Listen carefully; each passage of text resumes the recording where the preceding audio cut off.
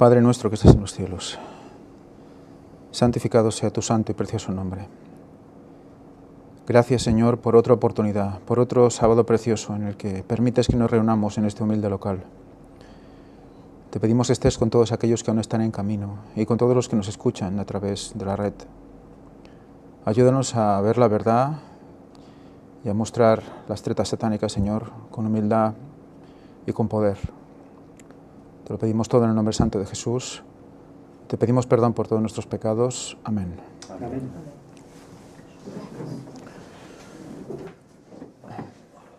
Muy bien, feliz sábado a todos.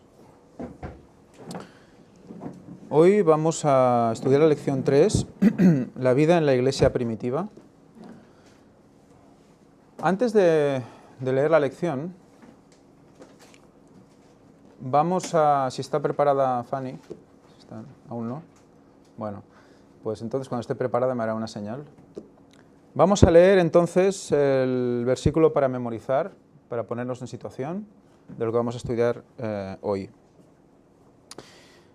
Vamos a leer Hechos 2, 46 y 47, y vais a ver el versículo que interesante, porque nos pone en una situación que podemos empezar a deducir cosas solo analizando las diferentes palabras que aquí se muestran.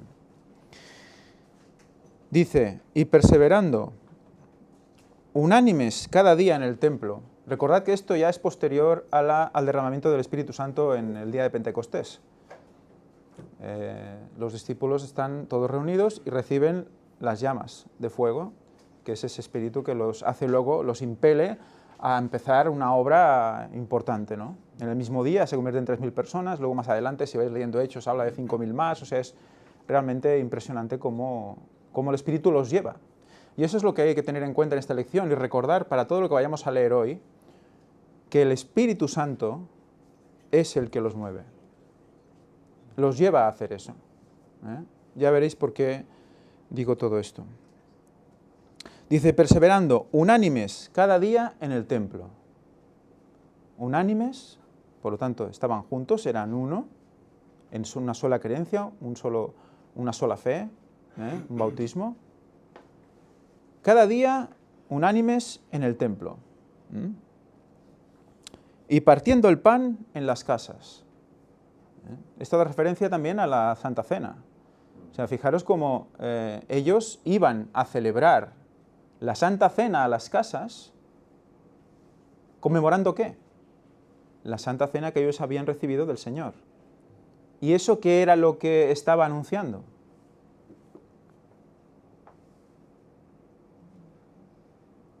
¿Alguien tiene que contestar? Porque es una pregunta. ¿Qué era lo que estaba anunciando la Santa Cena? Lo hemos estudiado bastante, ¿no? El nuevo pacto. El nuevo pacto, la muerte de Jesús, ¿qué más? La segunda venida, ¿qué más? Anunciaba también tabernáculos con el vino. Tabernáculos, o sea que, fijaros que había una verdad presente respecto a la Santa Cena en ese momento, que se debía hacer, y ahora hay una verdad presente que es nueva, pero que no niega la anterior. Y fijaros cómo las celebraciones que hacemos habitualmente de la Santa Cena, aquí cada 3 meses, nos intentamos reunir para hacerla, tiene un significado importante porque es parecido a lo que ellos hacían. Unánimes juntos, no en el templo, porque el templo ya no está, pero en las casas, no podemos ir a casa de todo el mundo, pero hacemos una reunión y nos reunimos en un lugar y unánimes juntos, alabamos al Señor y partimos el pan. Fijaros cómo es una situación similar y además está representando ese tabernáculos que celebramos también, no como fiesta judía, recordemos, sino como reunión entre todos para alentarnos unos a otros. Y en esas reuniones también coincide muchas veces con el partimiento del pan. O sea que, en cierta manera, estamos siguiendo el testimonio, el testigo que empezaron los apóstoles. Y eso es bonito. Nos sitúa en una posición que estamos celebrando tabernáculos que ellos también estaban celebrando, en cierta manera, ese tabernáculos constantemente. Comían juntos con alegría. ¿Cuál era la característica de las fiestas y concretamente la de tabernáculos? Regocijo, ¿verdad? Regocijo, descanso, ya se había hecho todo el trabajo y ya se reunía la gente pues para alabar a Dios, para poder someterse con tiempo y tranquilidad. Eso que dice Elena White lo define así, ¿no? Tiempo para someterse. Que es lo que realmente hace que tú seas feliz, someterte al Señor. Y sencillez de corazón. ¿Qué sensación nos queda después de una reunión de tabernáculos? ¿Qué sensación nos queda? No sé si alguien quiere expresar su testimonio, pero cuando tú has hablado con esas personas que no conoces o que algunas conoces pero que hace mucho tiempo que no ves que hay como una unión especial y que el corazón queda como abierto a todos, ¿no? Y entre todos. Y se dan situaciones de amistad con gente que apenas has hablado, ¿no? Pero que hay un mismo sentir, ¿no? Esa sencillez de corazón que hace que el Señor pueda trabajar en nosotros, si no, no podemos, es imposible, ¿no? Alabando a Dios. Por lo tanto, es una reunión de alabanza también. Fijaos como todos son características que engloban esas fiestas. De gratitud. De gratitud. Y teniendo favor con todo el pueblo. Por lo tanto, intentando que los hermanos se encuentren en condiciones, se encuentren bien. Estar por ellos, preguntarles cómo les ha ido, cuál ha sido su experiencia. Pues lo que dice Elena White que tenemos que hacer en esa fiesta de tabernáculos previa a la venida de Cristo, ¿no? Esa celebración que tenemos que hacer, intentar todos reunirnos y, bueno, ¿cómo te ha ido? ¿Cuál ha sido tu experiencia de evangelización? ¿Cómo estás? ¿Cómo te encuentras? ¿No? Y ellos activamente participaban en esto, como vamos a ver, de una manera totalmente decidida. ¿Por qué? Recordemos, porque el Espíritu Santo había actuado en ellos y los impelía a hacer eso. El Señor añadía, fijaros que esto lo hemos leído muchísimas veces, lo que vamos a leer ahora, y justamente después de las reuniones, de los bautismos, que también se hacen bautismos en estas fiestas. Y el Señor añadía cada día a la iglesia los que habían de ser salvos. O sea que dentro de este contexto vemos ese derramamiento de la lluvia tardía, esas gotas que ya empieza a ser pues más que gotas, en la que mucha gente está reaccionando y está buscando al Señor, en grupos ya. O sea que es importante todo esto. Fijaros cómo esto ya está situándonos en el tiempo actual.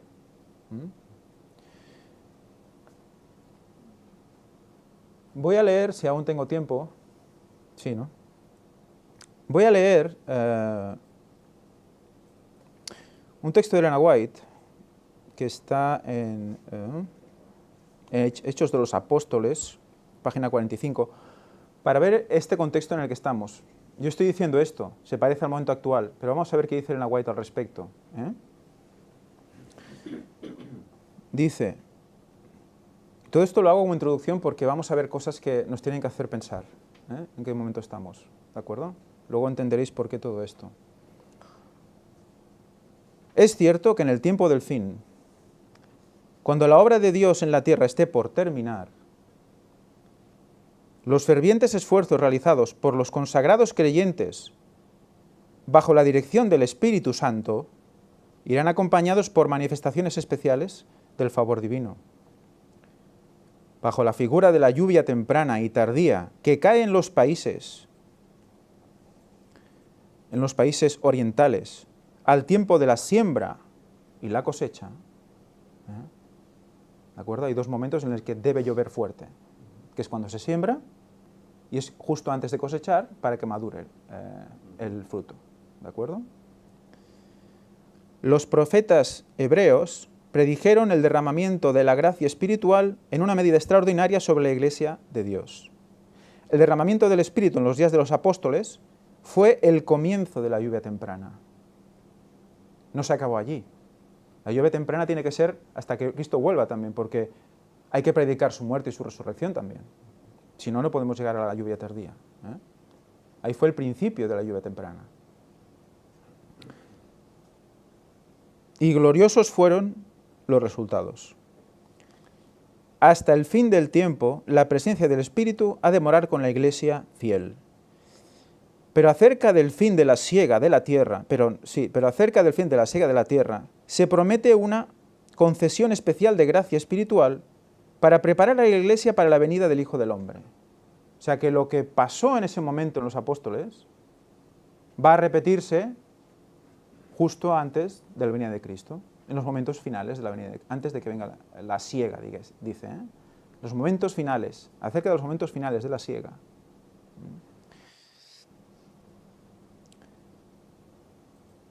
Y ese derramamiento del Espíritu se compara con la caída de la lluvia tardía.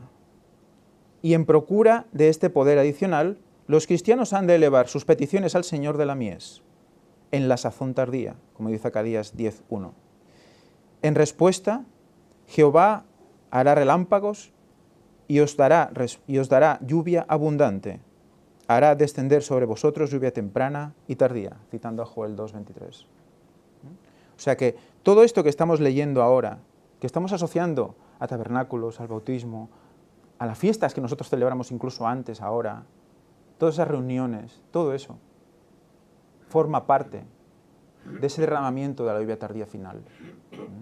Evidentemente, no es el aguacero, pero sí que ya está poniéndose la situación para que esto funcione. Porque si no estamos juntos, dice Elena White, si no estamos unidos, si no somos unánimes, como pasó con los apóstoles, no va a haber el gran derramamiento del Espíritu. Por eso, ¿esto qué es? ¿Qué está pasando? Es una preparación, ¿vale? Nos pone ya las condiciones, Elena White, escritos de, la Biblia misma, nos prepara, nos dice, mira, estamos en un momento en el cual va a llegar la lluvia tardía. Por lo tanto, ¿qué hay que hacer? Reunirnos unánimes juntos, ir y bautizar, etcétera, etcétera, ¿no? Celebrar esa fiesta de tabernáculos, esa reunión, todo eso nos está preparando ¿para qué? Para este momento. Esa repetición.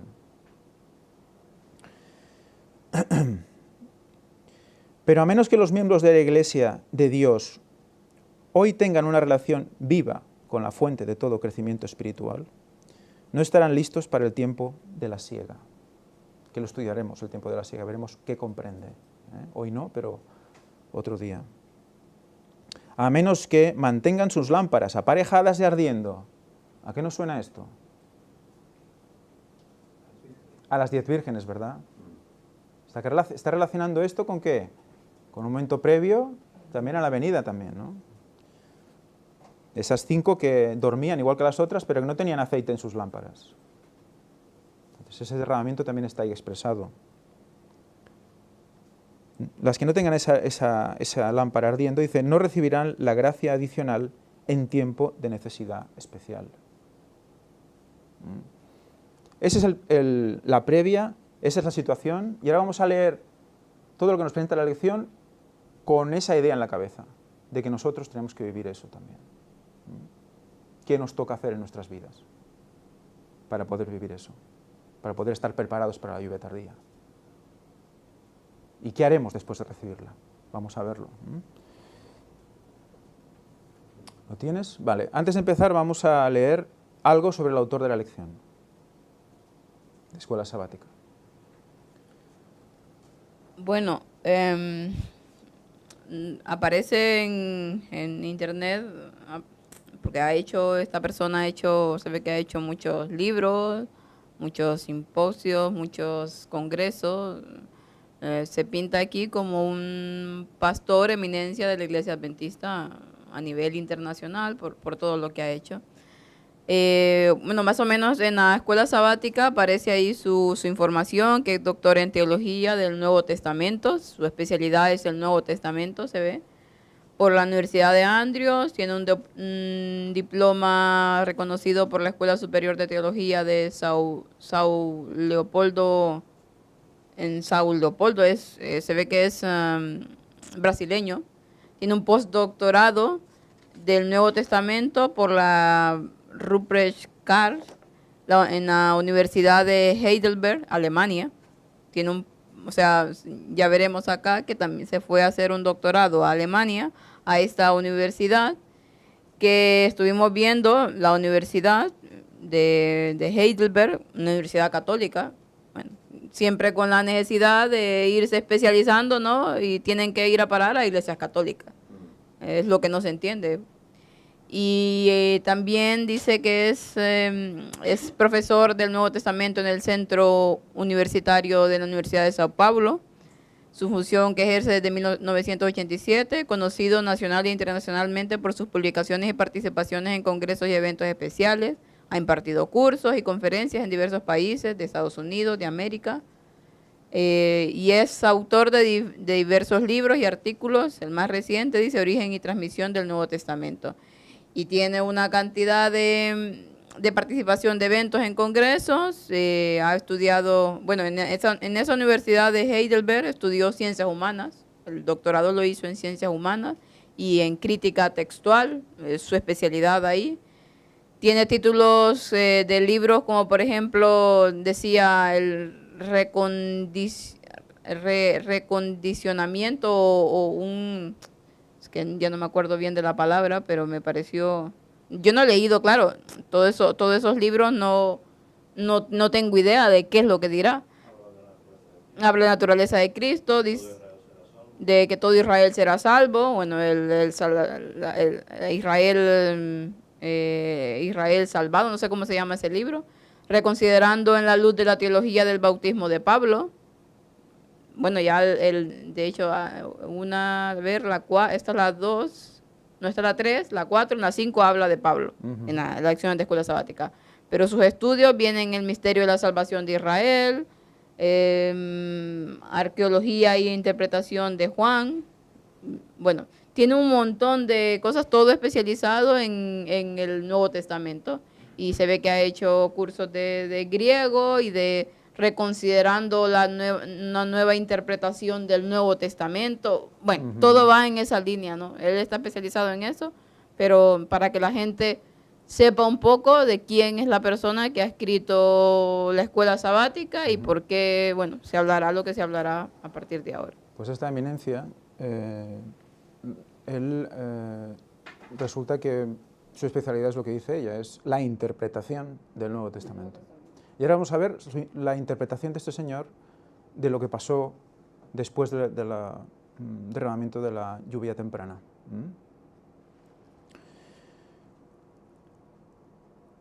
Dice, el sentido de urgencia de la iglesia primitiva no podía haber sido más fuerte. La manera en que Jesús había respondido a la pregunta sobre el establecimiento del reino mesiánico, que dejaba abierta la cuestión del tiempo, eso de que no os corresponde a vosotros saber los tiempos y las sazones, etcétera, etcétera, podía interpretarse como que todo dependía de la venida del Espíritu. O sea, él dice que ellos interpretaron que con la venida del Espíritu interpretaban que ya se había acabado todo. Que nada, que en poco, cuando decía que en poco vendría el Espíritu, vendría otro Consolador, que ellos entendían que era el fin de todo. Y de la culminación de la misión apostólica, o sea que ahí se acabaría, ya sería con el Espíritu ya... Por ende, cuando llegó el Pentecostés, los primeros creyentes pensaban que todo se había cumplido. Recibieron al Espíritu y compartieron el Evangelio con todos aquellos con quienes se relacionaban. La Iglesia se desprendió de sus bienes materiales. Como percibían que el tiempo era corto, esa es la opinión del autor, vendieron todo lo que tenían y se dedicaron a la camaradería, mientras seguían dando testimonio de Jesús, pero solo en Jerusalén. La vida comunitaria que establecieron, aunque era eficaz para ayudar a los pobres, pronto se volvió un problema. Y Dios tuvo que intervenir para conservar la unidad de la Iglesia. ¿Alguien tiene que decir algo al respecto de esta afirmación? ¿Veis algo que os suene raro?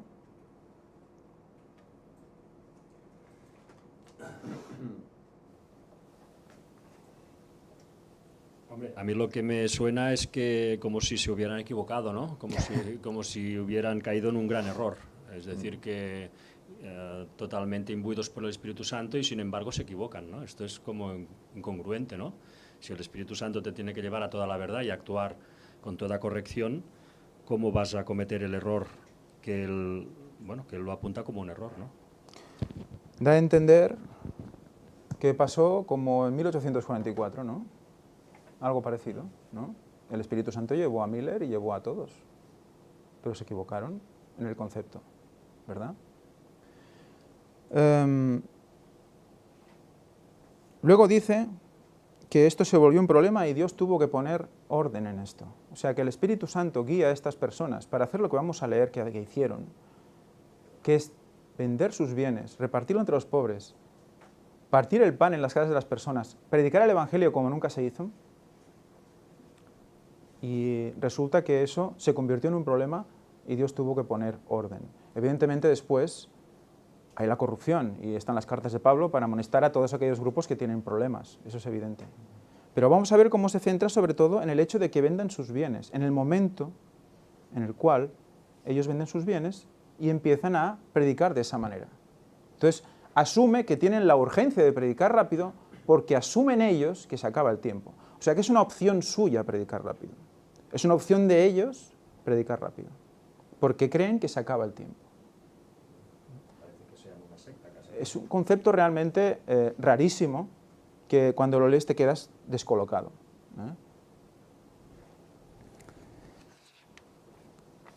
Vamos a seguir leyendo. En la lección del domingo.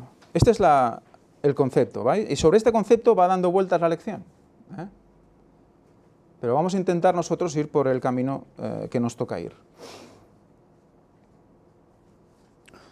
Nos dice una cosa interesante, por cierto, también, en la lección del domingo, la enseñanza de la camaradería, que le llama él. Bueno. El atrio del templo estaba rodeado de porches techados que a menudo se usaban para la instrucción rabínica. El hecho de que los creyentes se hayan dedicado a aprender de los apóstoles muestra que el don del Espíritu no los condujo a una religión contemplativa, sino a un intenso proceso de aprendizaje bajo la conducción de los apóstoles, cuya enseñanza autorizada era autenticada por maravillas y señales. O sea, lo que vemos claro es que el Espíritu Santo recae sobre los apóstoles para que formen a la gente. Los rabinos estaban haciéndolo en paralelo con sus ideas, con todas las leyes farisaicas, etcétera, etcétera. Seguían con lo suyo. Cristo había muerto ya no hacía falta hacer todo eso, pero seguían con lo suyo. Entonces, ¿qué hacía falta? Hacía falta una nueva luz y unos nuevos maestros. Fijaros que estamos leyéndolo todo en el contexto de tiempo final también. Es importante esto, porque si no lo vemos así, vamos a quedarnos aún atrás. O sea, que hace falta una nueva luz, unos nuevos maestros. ¿Vemos lo que estamos diciendo? Los fariseos, los saduceos, gobernaban. Los fariseos eran parte del pueblo elegido por Dios para enseñar a la gente. ¿Qué pasó con ese grupo? ¿Qué pasó con ese pueblo? Se corrompió. Representaban a la iglesia. Hoy está pasando algo parecido. Debemos preguntarnos esto. Vamos a ver, si Dios quiere, en los temas que presentamos de primavera a otoño, cómo esto ya estaba puesto en la palabra de Dios, ya en el Antiguo Testamento. Es muy interesante. O sea que hay que dirigir a las personas al bien y el Espíritu Santo es el que lo hace.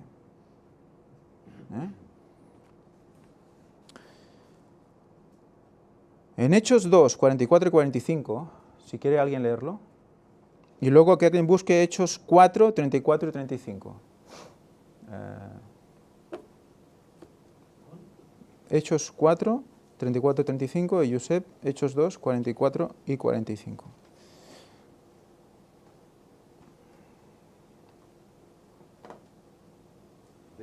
Sí, lee. Hechos 2, 44 y 45. Todos los que habían creído estaban juntos y tenían en común todas las cosas, y vendían sus propiedades y sus bienes, y lo repartían a todos según la necesidad de cada uno. Fijaros lo interesante de esto. Recordad que Elena White dice que en el tiempo final, ¿qué pasará? Que tendremos que vender. Unos antes, otros después, pero que al final tendremos que vender. Está haciendo una alusión a lo que pasará en el tiempo final. ¿Pero eso quiere decir que en ese momento esperaban la venida y por eso vendían sus bienes? No tiene nada que ver con eso. Es que que hay una incongruencia. Total. Si nos fijamos, cuando Cristo tiene que ascender, él comisiona a Pedro para que sea el dirigente de la iglesia, ¿no? El pastor de la iglesia, ¿eh? Y Pedro le hace una pregunta, ¿y de este qué? De este que era Juan, el discípulo amado. Y Jesús, ¿qué le dice? Si quiero que él quede hasta que yo venga, ¿qué a ti? Claro, entonces eso a mí personalmente me da a entender que aquel discípulo, que es lo que ellos entendieron, ¿no? Que vería a Cristo, que no moriría porque vería a Cristo viniendo en las nubes. Pero ellos sí que morirían, ¿no? Por lo tanto, si ellos iban a morir, no esperaban a Cristo en sus días. Entiendo. Es de lógica, ¿no? Por lo tanto, no puede ser que ellos esperasen a Cristo que viniese mientras hacían su ministerio. Sino porque luego Pedro, por ejemplo, escribe lo que escribe y Pablo escribe lo que escribe, ¿no? Porque se dan cuenta de que no es el momento. Ya Jesús les dijo, no os toca a vosotros saber los tiempos y las sazones. ¿Eh? Por lo tanto, ellos sabían que Cristo no vendría en sus días. Pero, como llenos del Espíritu Santo, predicaron, que es lo que debemos hacer los demás, ¿no? Predicar, porque no sabemos el tiempo que viviremos. Si mañana podremos hacerlo o no podremos hacerlo, hay que hacerlo hoy.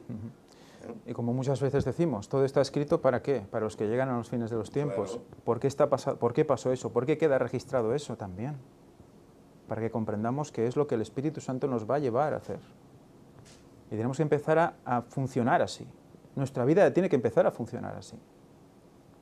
Elena White dice que tenemos que vivir para Dios, que nuestros recursos, nuestra vida, tiene que ser para Dios. Que evidentemente das diezmo y das ofrendas, pero con lo que te queda, debes servir a Dios. Es un ministerio, cada uno de nosotros somos un pequeño ministerio. Y juntos somos una iglesia. Ese concepto se pierde y ese hay que recuperarlo. Porque si no, el Espíritu Santo no podrá sacar de nosotros algo que nosotros no tenemos.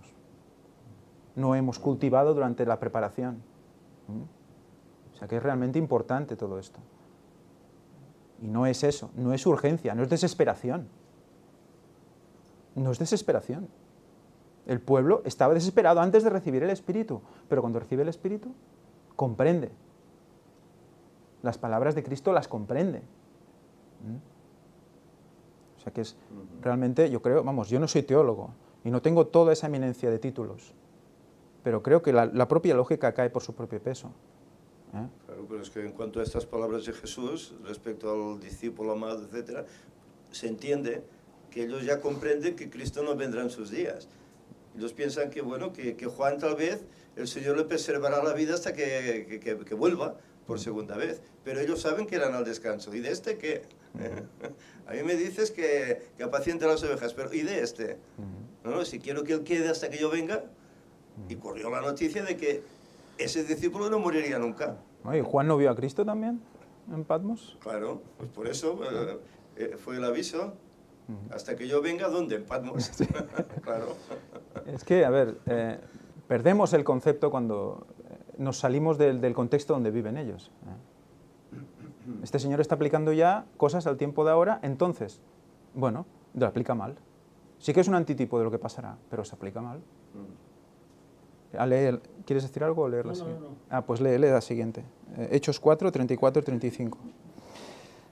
Así que no había entre ellos ningún necesitado, porque todos los que poseían heredades o casas las vendían y traían el precio de lo vendido y lo ponían a los pies de los apóstoles y se repartía cada uno según su necesidad. ¿No es bonito esto? ¿Esto es una urgencia? ¿O es un ímpetu del Espíritu Santo para llegar a todos, para acoger a todos, para que todos tengan lo que necesiten? ¿Y no es también un ímpetu para la obra? ¿No son recursos para la obra? ¿No es lo que deberíamos hacer nosotros? Es perder el norte completamente. Porque luego, este es el verdadero bien común, no el que está vendiendo el papado. Ese es el verdadero bien común para la Iglesia. para los que tienen un mismo sentir. Por eso dice, mirad especialmente al hermano. Hay que amar a todos, pero buscar especialmente y mirar especialmente por el hermano. ¿Cuál es el hermano? El que está bautizado en el mismo libro de iglesia de denominación. El hermano es el que está escrito en el libro de la vida. Hay que buscar la verdad, sea cual sea, nos lleve donde nos lleve. En el comentario de estos versículos que hemos leído ahora dice la lección, como creían que el fin estaba cerca, hemos leído lo que hemos leído, ¿vale? Y hemos analizado lo que hemos analizado. Y ahora dice, como creían que el fin estaba cerca, decidieron, fue una opción suya, no del Espíritu, suya, que sus posesiones materiales, su propiedad privada, para usar una expresión más actualizada, ya no eran tan importantes. O sea que perdieron totalmente el concepto de la propiedad privada porque ya era urgente, había que salir rápidamente y había que venderlo todo, salir de las ciudades. Los que estén en Judea huyan a los montes. ¿Es eso? Perdemos totalmente el significado de la fiesta, Cuando estemos estudiando más sobre Pentecostés, perderemos totalmente el significado de la fiesta si creemos esto. Yo digo, ¿en las iglesias se está enseñando esto ahora? Porque es una eminencia este hombre. ¿En el mundo adventista se está enseñando esto hoy? Realmente triste, ¿no? Se desvirtúa completamente el derramamiento del Espíritu Santo, completamente. No sé si quieres comentar algo. Eso ya no se hace, porque hoy nadie vende sus propiedades y lo da a la iglesia. Pero es que, ¿por qué se dice todo esto? No, comenta. No, solo quería decir que, claro, ellos juegan con... El cristiano debe tener una mente muy bien equilibrada para saber en qué momento debe dar pasos que parecen a ojos del mundo extremos, ¿no? Como esto, juntarse, dar los bienes en común, pero evidentemente también debe de ser prudente, debe de saber en qué momento hay que hacer las cosas, no puede lanzarse a la piscina sin agua, ¿no? Es decir, cada cosa en su momento. Entonces hay quien juega con con una situación que es correcta, que es encontrar exactamente en el momento de hacer las cosas, y hay quien juega a poner miedo a todo, ¿no? Es decir, cuidado, pues no os dejéis llevar por esto, porque entonces caeréis en extremismos, ¿no? Hay veces que sí, hay que hacer los pasos, ¿no? Evidentemente cuando tocan. Por esto el cristiano no debe dejar de ser torcido por estas voces, ¿no? Hay que estar muy atento. Pero ¿veis que todo esto lleva a que tengamos miedo de que nos obsesionemos porque Cristo viene pronto? ¿No ves que va dirigido, y lo veremos al final en las preguntas del viernes, como realmente la sospecha que vas teniendo durante la lección se confirma? Vive como si Cristo, ya vendrá, tú haz lo tuyo. Fijaros lo interesante, porque es retorcerlo todo para un fin. Esto es, ¿qué es esto? Es diablo mismo. Es coger las Escrituras, cambiarlo todo, coger esto, ponerlo aquí y vender otra teoría y la gente se la va a tragar. Infiltración. Si has estudiado en escuelas católicas, ya está todo dicho. Como las brevas, que veremos de las brevas, los primeros siglos. Veremos sobre eso. Si queréis investigar sobre las brevas, leed, pero es interesante sobre eso. Bueno, esto es lo que dice la lección. Dice, por lo tanto, les pareció apropiado hacer uso común de sus recursos materiales. Fue una opción lógica. Ellos piensan, se acaba todo, pues ¡pum! ¿Y qué pasa? Víctor me lo comentaba antes, le he comentado sobre esto porque yo me he quedado un poco atónito. Yo no tengo tanta experiencia como él tiene, y le he preguntado, y dice, ¿y esto qué? Y dice, también es verdad que parece ser que los apóstoles vendieron todo menos lo básico. No se quedaron con lo opuesto. Lo básico para poder sobrevivir. Entonces... Es que es lo mismo de ahora. Dios no exigía a nadie que se vendiera absolutamente todo y se quedara solo en calzoncillos prácticamente, porque tenían que seguir viviendo en algún lugar. Y lo que hacían es lo mismo que debiera ser ahora. Si tienes propiedades extras que tú no utilizas para tu convivencia diaria, para tu necesidad directa, es superfluo. Es como el que lo tiene como inversiones. Y eso es lo que no debería hacerse, sino que se debería vender todo lo otro, lo que a uno le sobra, para darlo y poderlo compartir con la gente que lo necesite y hacer avanzar la obra. Esta es la cuestión. Ellos tenían que seguir viviendo en algún lugar. Ellos sabían que Jesús no iba a volver a ese mismo instante. Y esto lo hemos mostrado y demostrado ya no sé cuántas veces.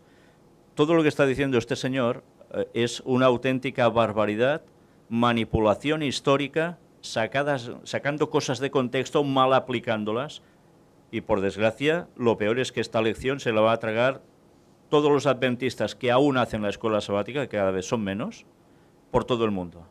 Y como no saben, porque no han estudiado por sí mismos la Biblia, ni los escritos de Ellen White, ni la historia incluso, pues pasa lo que pasa, que se lo van a tragar. Y estos señores que están dando estas lecciones, lo que cuesta entender es que desde la Conferencia General, esto que dicen que se lo repasan previamente antes de publicarlo, les cuelen estos goles. ¿Qué pasa? ¿Que son cortitos? ¿No han estudiado la palabra de Dios? ¿O es que también están, como se dice aquí, en el ajo, puestos en lo mismo? Es muy sencillo. Y son todos infiltrados. ¿Qué está pasando? Han echado a todos los pastores mayores, pues ¿qué quedan? Los que han sido enseñados en sitios como este señor. Y que quieren pues estar en el grupo, en la denominación a toda costa, y que no han tenido ni la oportunidad quizás de estudiar estos temas. Es lo que les han enseñado. Entonces, como dijo Isaías, ¿no? Cuidado si tus dirigentes son jovenzuelos, ¿no?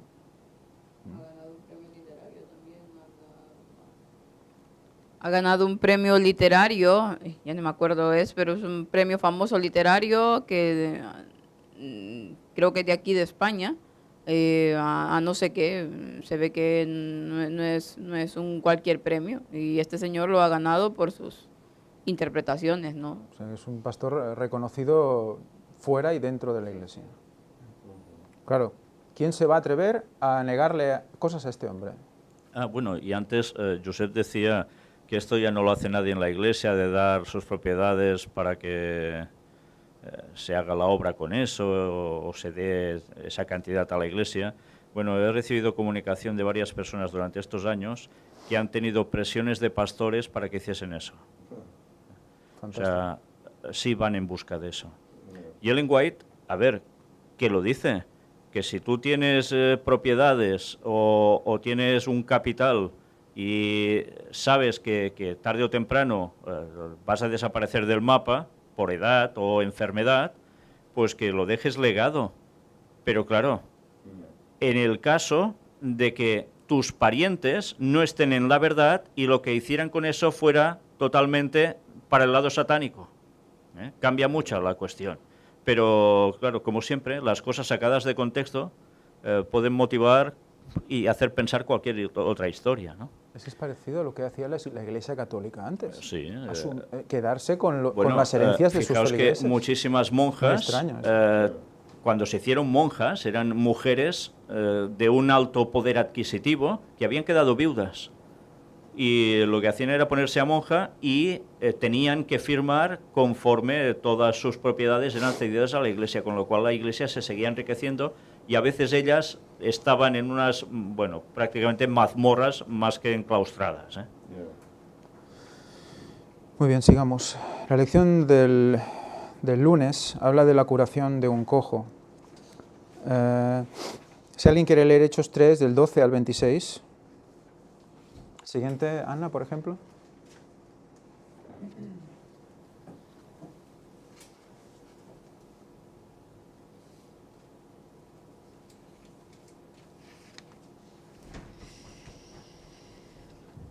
Y viendo esto, Pedro respondió al pueblo: varones israelitas, ¿por qué os maravilláis de esto? ¿O por qué ponéis los ojos en nosotros como si por nuestro poder o piedad hubiésemos hecho andar a éste? El Dios de Abraham, de Isaac y de Jacob el Dios de nuestros padres ha glorificado a su Hijo Jesús, a quien vosotros entregasteis y negasteis delante de Pilato, cuando éste había determinado dejarle en libertad. Mas vosotros al santo y al justo negasteis, y pedisteis que os diese un hombre homicida, y matasteis al autor de la vida, a quien Dios resucitó de los muertos, de lo cual nosotros somos testigos. Y por la fe en su nombre, a este que vosotros veis y conocéis, en su nombre le ha confirmado. Así que la fe por él es... Así que la fe que por él es, le ha dado esta completa sanidad en presencia de todos vosotros. Y ahora, hermanos, yo sé que por ignorancia lo habéis hecho, como también vuestros príncipes, pero Dios ha cumplido así lo que había antes anunciado por boca de todos sus profetas, que Cristo había de padecer. Así que arrepentíos y convertíos, para que sean borrados vuestros pecados, para que vengan tiempos de refrigerio de la presencia del Señor. Y Él envía a Jesucristo, que os fue antes predicado, a quien ciertamente es necesario que el cielo reciba hasta los tiempos de la restauración de todas las cosas, de que habló Dios por boca de todos sus santos profetas que han sido desde el principio del mundo. Porque Moisés en verdad dijo a los padres: el Señor vuestro Dios os levantará profeta de vuestros hermanos como yo. A él oiréis en todas las cosas que os hablaré. Y será de toda alma que no oyere aquel profeta, será desarraigada del pueblo. Sí, y todos los profetas desde Samuel y en adelante, cuando han hablado, también han predicho estos días. Vosotros sois los hijos de los profetas y del pacto que Dios hizo con nuestros padres, diciendo a Abraham: y en tu simiente serán benditas todas las familias de la tierra. A vosotros, primeramente, Dios, habiendo resucitado a su Hijo Jesús, le envió para que os bendijese al convertirse cada uno en su maldad. Cada uno de sus maldades. Fijaros qué discurso más impresionante. Otro de los discursos de Pedro, ¿eh? El primero fue después de Pentecostés, que bueno, se convirtieron en 3.000 personas. Y luego viene este discurso, que viene después de una curación que ellos hacen a un cojo. Entonces los detienen, ¿no? Dice, oye, ¿en nombre de quién haces esto, no? ¿Lo hacéis por vosotros mismos? ¿Con qué autoridad, no? Exacto. Claro, tenemos por un lado los saduceos, por otro lado los fariseos, ¿no? Unos no creían en la resurrección, otros querían mantener el poder, entonces no querían que esas personas fueran más famosas que ellos.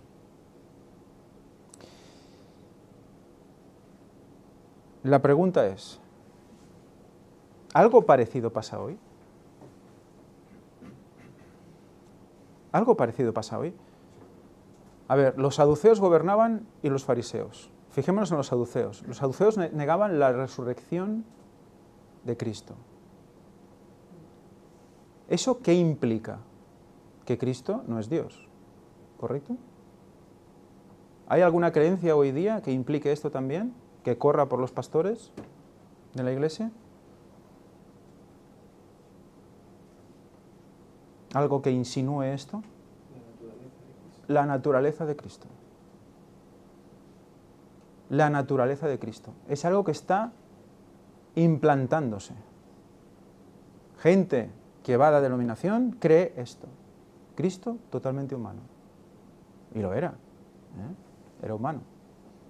¿Pero cómo? ¿Antes o después de que Adán pecara? ¿Tenía tendencia al pecado? ¿Estamos humanizando a Cristo? ¿Le estamos quitando la divinidad? Y estamos haciendo lo mismo que los saduceos. Lo mismo. Es muy interesante esto, ¿eh? No eran solo los fariseos, eran los fariseos y los saduceos, en unión. Los fariseos por su interés personal del poder, los saduceos, supongo que también, pero se concentraban en que si alguien predicaba sobre la resurrección, irían en contra de su secta, por lo tanto tenían que negarla mayor directamente. Se convertían los apóstoles en enemigos de todos ellos, gobernantes y dirigentes de la Iglesia.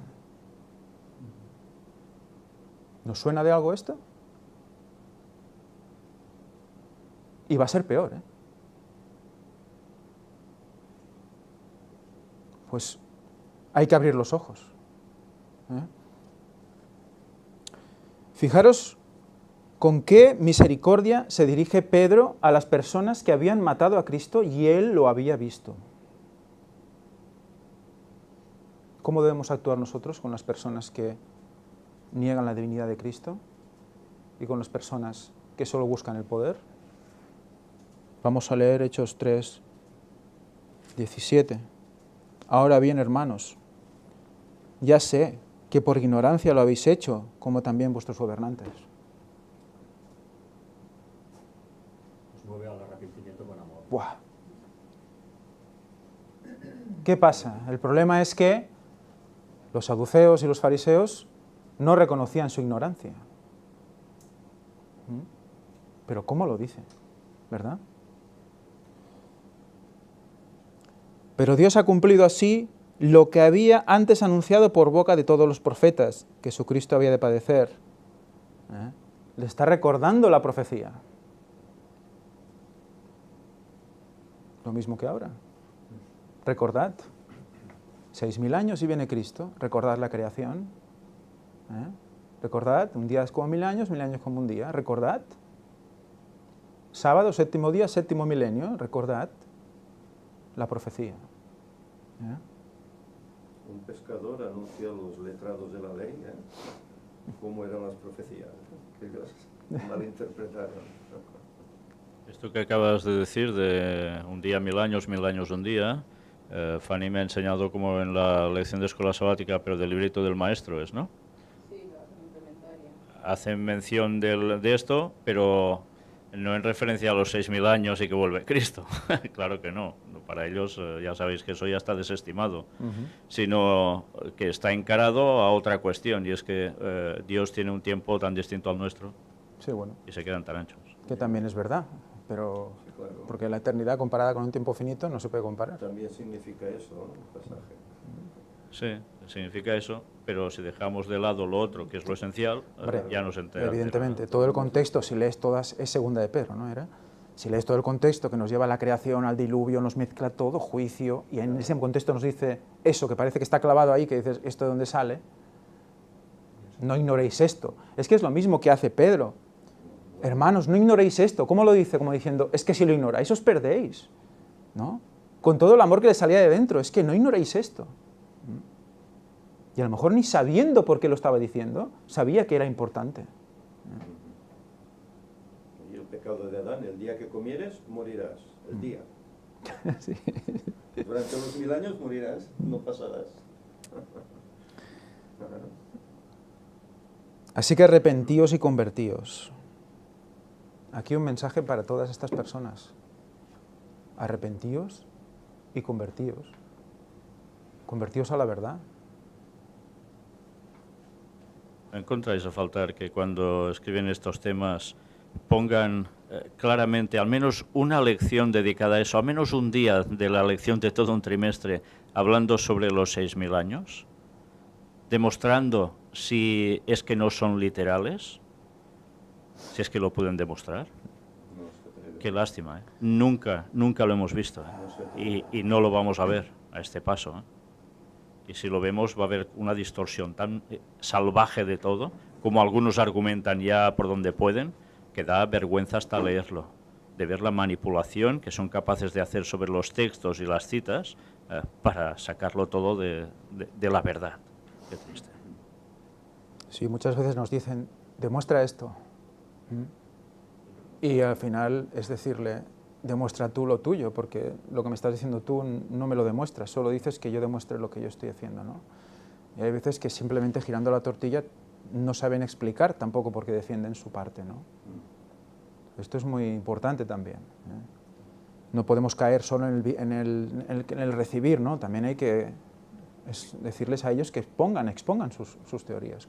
Y es que las veces que exponen algo así a algunos sueltos, lo que exponen, cuando uno analiza, cae por su propio peso, en comparativa con la demostración de todo lo que se ha presentado. ¿Qué sucede cuando hacen eso? Pues que por más que digas, por más que muestres y demuestres, hay algo en su corazón que indica que no quieren que Cristo venga ya, porque en sus vidas están podridos. Y por fuera una cosa y por dentro otra, como dice Ellen White. Y esa es la auténtica realidad, y que engañen a quien quieran, pero no van a engañar a Dios.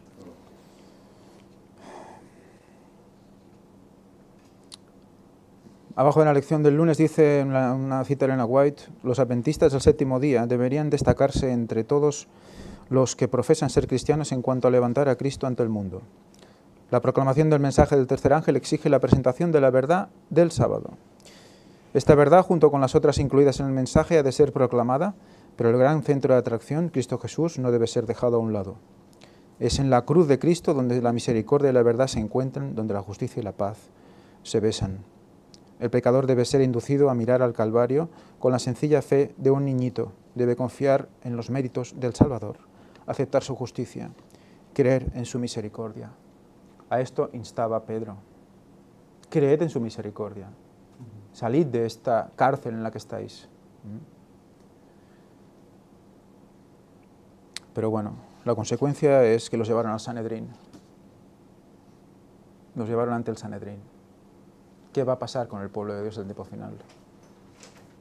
Va a ser llevado ante el Sanedrín. Ya está pasando. Los han llevado ante la Junta de Iglesia, es lo mismo. Y esta misma semana un hermano nuestro han hecho lo mismo. Javi. Javi sí, lo echaron Javi directamente. Ya está desfraternizado también. Sí, ni Y Sanedrín ni supongo nada, que la directamente. próxima será su esposa, Laura. Sí. Y eso sin conseguir rechazar, bueno, sin conseguir demostrar lo contrario, simplemente porque hay cosas que están en contra de lo que se explica en la iglesia denominacional.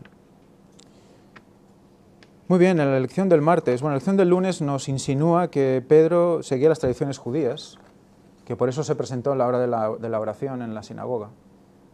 Y eso es simplificar muchísimo por qué Pedro iba a esas horas. ¿Cuándo había más gente en la sinagoga? En esa hora precisamente, por eso fue. ¿Era porque él tenía tendencias judaizantes? ¿Qué está insinuando la lección? Sí, es eso, pero no es así, no es correcto. Entonces, fijaros que este señor está pervirtiendo incluso el Antiguo Testamento. El Nuevo, y se está cargando el Antiguo también. Bueno, más adelante, dice, lección del martes. Hechos 4, del 1 al 18, cuando dicen, ¿en el nombre de quién haces todo esto? Pues dice, en el nombre de Jesús. No lo hacemos nosotros por nosotros mismos. Entonces, ¿son ellos los que deciden hacer todo lo que hacen? No. Es el Espíritu Santo que les pone en ellos el ministerio de curación, les pone en ellos el reunir todos los bienes, el vender sus propiedades, lo pone el Espíritu Santo en ellos. No es un error de Dios. No tuvo que arreglar eso Dios. Como insinúa en el sábado.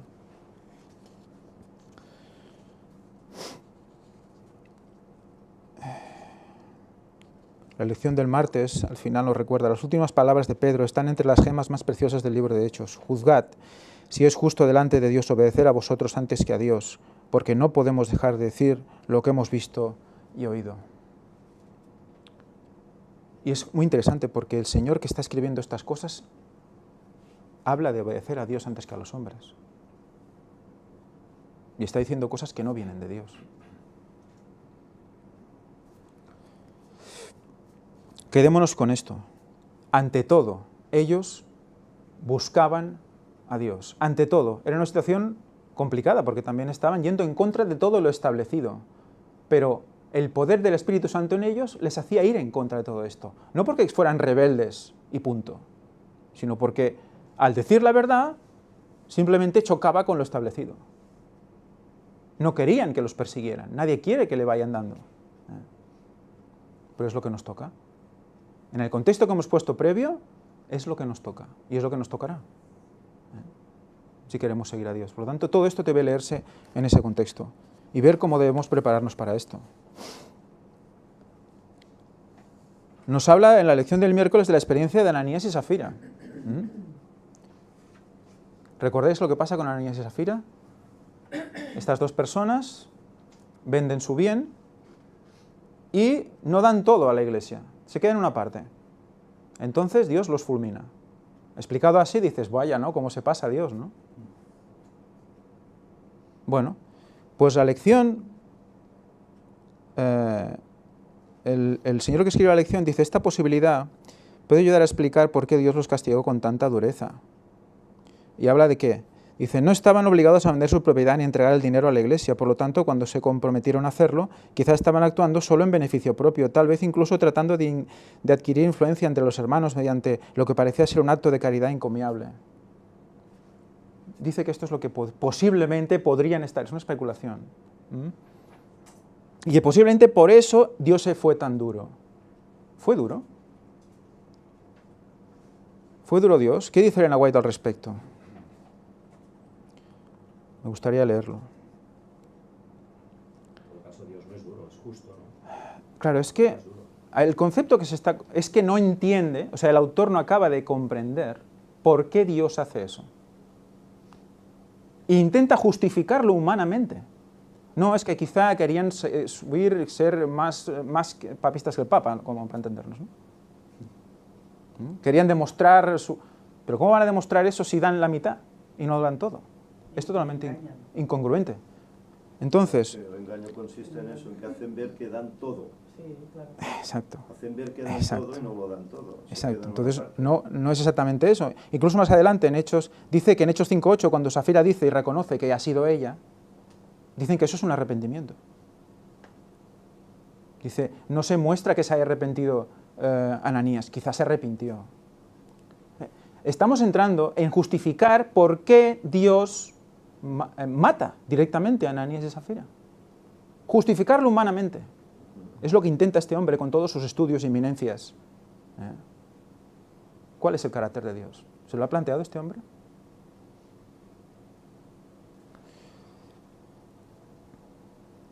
Vamos a leer. El egoísmo y la deshonestidad eran eliminados. Esto es una matutina. En la cual dice, y sobrevino temor a toda persona, y muchas maravillas y señales eran hechas por los apóstoles. Todos los que habían creído estaban juntos, y tenían en común todas las cosas, y vendían sus propiedades y sus bienes, y los repartían a todos según la necesidad de cada uno. Hebreos 2:43. No es por mezquindad de parte de Dios que hay escasez del Espíritu Santo en nuestras iglesias. Solo ellas pueden cambiar esta carencia. Dios dice a su pueblo, levántense y despierten su interés por las cosas santas. ¿Dónde está nuestra fe? ¿De qué modo sostendremos una relación adecuada con Jesucristo? ¿Lo seguiremos en forma estable, negándonos a nosotros mismos? ¿Presentamos la verdad en forma comprensible? Todo eso es nuestra responsabilidad, ¿eh? Estamos hablando de algo sagrado. Cuando Dios derrame su Espíritu sobre las iglesias, llevarán fruto para su gloria. La espada del Espíritu, recién afilada con poder, cortará con ambos filos.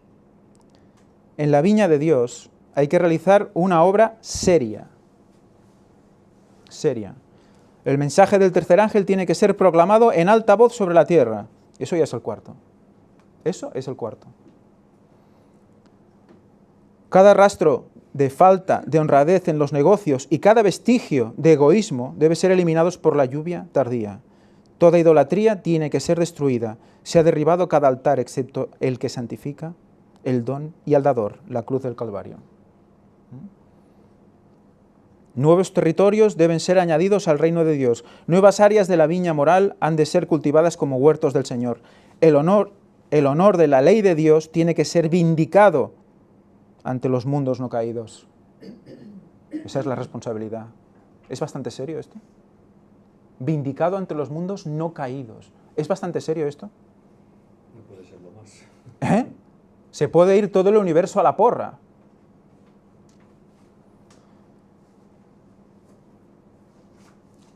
Ante el universo celestial y ante el mundo caído. Vendrá la persecución más cruel, pero cuando se levante Sión y se ponga sus hermosas vestiduras, brillará con la belleza de la santidad. Dios desea que tengamos más viña y más poder, porque la gloria de Dios ha nacido sobre la Iglesia. Si la verdad es recibida, la repulsiva esterilidad no seguirá existiendo. La palabra de Cristo es vida eterna para quien la recibe. Esto es lo que pasaba en esos tiempos. Es lo que se tenía que vindicar, sin egoísmo, sin deshonestidad. Y en el White dice en otro lugar, que no lo he leído porque dice que Ananías y Zafira fueron inducidos por el Espíritu Santo, igual que todos, a hacer una promesa. Lo que venda, lo daré todo. Aquí está todo. Pero fueron inducidos por el Espíritu Santo a hacer esa promesa. Y cuando vieron la pasta en la mano, ¿qué? Cuando vieron el dinero en la mano, ¿qué pasó? Ellos se retractaron de la promesa. Ese fue el pecado de Ananías y Zafira. Ese fue el pecado. Nosotros, cuando nos bautizamos, cuando entramos en unión con Dios, ¿qué le estamos ofreciendo? ¿Todo? ¿O una parte? Todo, ¿no? Eso representaba todo lo que estaban haciendo. Eso representaba. No una urgencia, es que se acaba el mundo. ¿Esa es la lección? ¿Eso se está aprendiendo con esto? ¿Qué sentido tiene? Es realmente impresionante.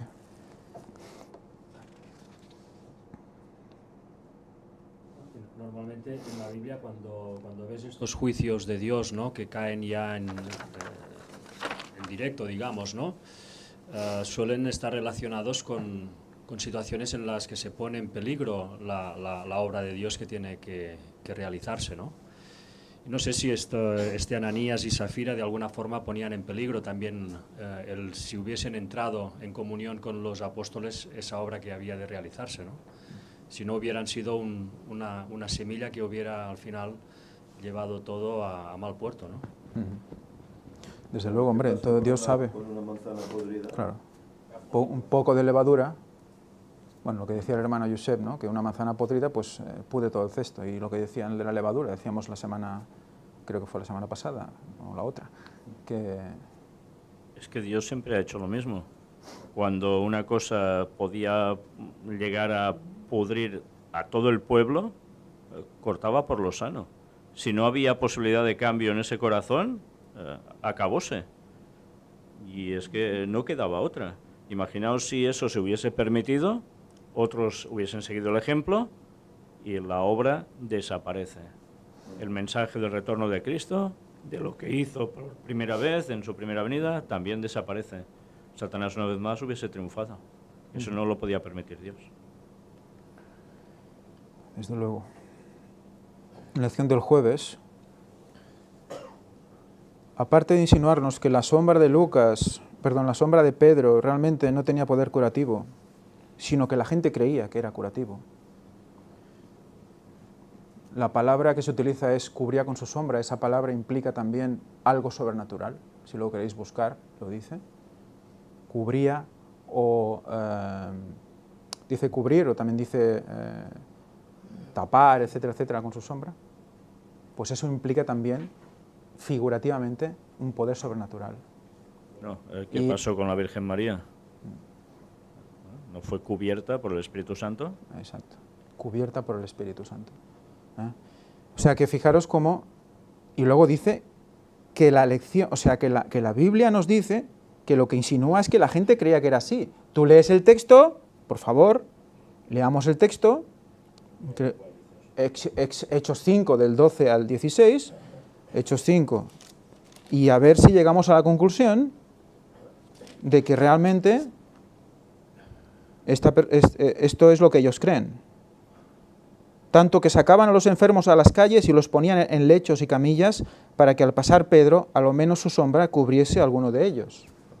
Para ser sanados, claro. ¿Dice algo de que ellos creían que no, que sí, que no? No. Ellos tenían fe, evidentemente. Igual que la persona que tocó el manto de Cristo, ¿no?, aquella mujer. Y Elena White no matiza esto tampoco. Lo deja ir tal cual, lo dice la palabra de Dios. Entonces, ¿qué está intentando hacer este hombre? ¿Qué espíritu mueve a este hombre?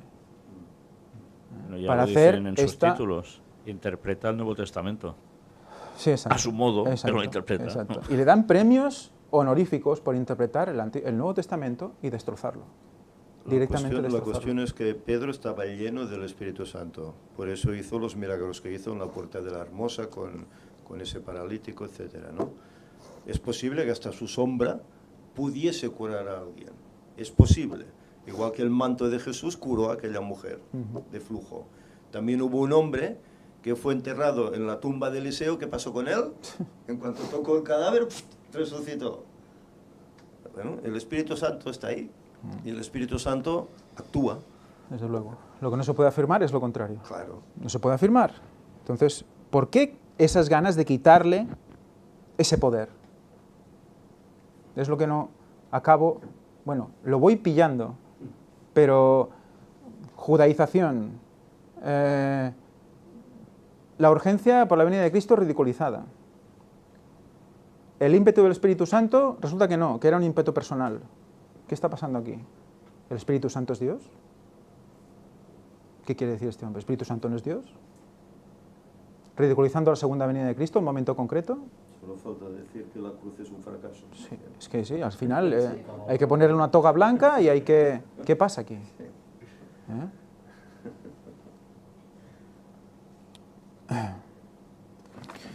Y ya para acabar el viernes, vamos a leer lo que dice los comentarios de Elena White, Testimonios para la Iglesia y Comentario Bíblico Adventista.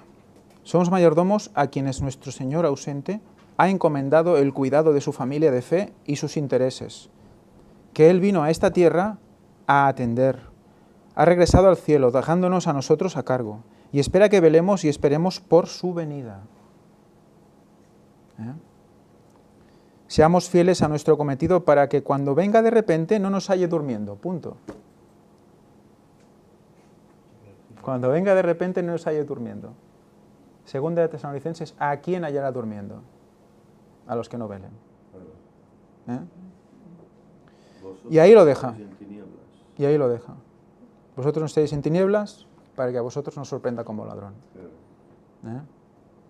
¿Qué más dice el comentario? Dice, esto ya es el comentario bíblico. La gente necesita ser impresionada con la santidad de sus votos y promesas para la causa de Dios. Tales promesas no se consideran, por lo general, tan obligatorias como un pagaré entre hombres. Sin embargo, ¿es menos sagrada y obligatoria una promesa porque es hecha a Dios? Porque le faltan algunos términos técnicos y no tiene valor legal. ¿Descuidará el cristiano la obligación ante la cual ha comprometido su palabra? Ningún documento legal o pagaré es más obligatorio que una promesa hecha a la causa de Dios. ¿Sabéis a qué está asociado este comentario bíblico? A lo de Safira y Ananías. Pero no lo pone en la lección de Ananías y Safira. Si buscamos en la Biblia de estudio, está enganchado a eso y no lo asocia. Especula sobre lo que pasa con Ananías y Safira, cuando está claro. Prometieron a Dios una cosa y luego dijeron no. Por lo tanto, cuidado con las promesas que le hacemos a Dios. Cuidado con los votos que hacemos ante Dios. Y más abajo hay varias preguntas. Y la segunda pregunta del viernes nos confirma por qué pasa todo esto. Alguien dijo una vez, debemos estar listos como si Jesús viniera hoy, pero continuar trabajando en la misión de la Iglesia como si Él se tardara otros 100 años en venir. Yo no sé quién dijo esto. Pero Elena White, y dice que esto es un concepto de sabiduría, pero Elena White nos dice, usted no podrá decir que Él, Jesús, vendrá dentro de 1, 2 o 5 años, ni tampoco tiene que postergar su venida diciendo que tal vez no ocurra por 10 o 20 años. ¿Qué está diciendo Elena White aquí? Había que vivir con la visión de en 100 años ya vendrá Cristo. Que no hay que hacer planes a largo plazo. Estaba diciendo no más de 10 años. Vivir como si Cristo viniera en tus días. Y eso lo tenemos que hacer igual, sepamos o no sepamos. El momento de la venida de Cristo hay que vivir igual, porque mañana te mueres y se acabó. Pero no podemos vivir con, yo voy haciendo ya. Entonces, las profecías de la venida, ya mañana, ¿no? Las profecías de la venida, el momento de su venida, para que la gente despierte es igual. Tú ya estás, los demás que, ya se espabilarán. ¿Es eso? ¿Eso es hermandad? ¿Es lo que estamos leyendo hasta ahora? ¿Esa es la preparación dada por el Espíritu Santo a los apóstoles? ¿Se quedaron sentados diciendo ya mañana? No. Vendieron todo y empezaron a organizarse para llegar a las personas lo antes posible, mostrarles lo que Dios les había mostrado a ellos, la Santa Cena, que era hasta el momento de que yo vuelva, no veremos el vino nuevo, etcétera, etcétera. Todo eso les estaba enseñando. Es lo que tenemos que hacer nosotros igual. Mirad que el vino nuevo es en 2031. Eso es lo mismo. Fíjate, ¿cuántos malentendidos al final acaba desembocando todo por no aceptar los 6.000 años y la fecha del 2031? Al final es darle vueltas para no aceptar eso, ¿no? O sea que no aceptar la verdad presente lleva a la perdición, claro, totalmente, doctrinal y personal. Errores doctrinales. Dice, ¿qué consejo sabio encontramos en esta opinión y cómo podemos aplicarlo a nuestro llamado en la vida? Y yo he apuntado, pues para perdición. Para perdición. Así que eso es lo que puedes asumir, si no buscamos más allá. Evidentemente hay que predicar la vida, la muerte, la resurrección y el retorno de Jesús, todo junto. Es lluvia temprana y tardía junta. No quedarnos solo en la temprana, tampoco solo en la tardía. Todo es el mensaje. Pero la verdad presente lo engloba todo. Y eso es lo que no se acaba de comprender por mucha gente. Muy bien, pues la escuela sabática acaba aquí.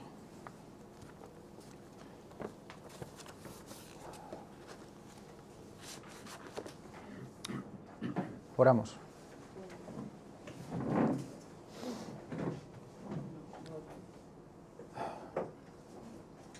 Padre nuestro que estás en los cielos,